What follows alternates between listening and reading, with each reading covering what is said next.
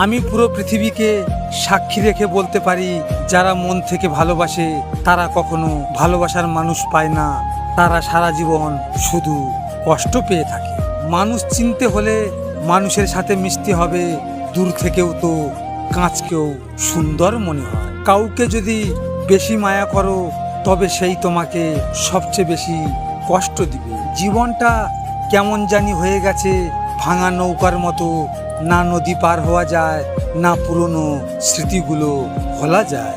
যাকে নিজের বলে ভেবেছিলাম সেও আমার নিজের বলতে কেউ নয়। সময় থাকতে সেও বুঝিয়ে দিয়েছে পর কখনোই আপন হয় না।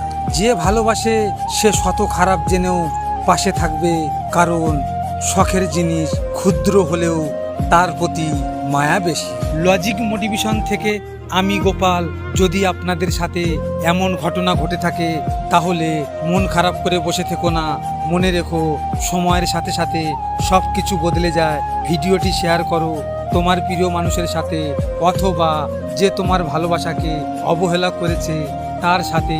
হয়তো তুমি এই কথাগুলো তার সামনে বলতে পারবে না, তাই এই ভিডিওটির মাধ্যমে তুমি তোমার মনের কথাগুলো তাকে জানিয়ে দাও। সব শেষে তোমরা ভালো থেকো, নিজের খেয়াল রেখো।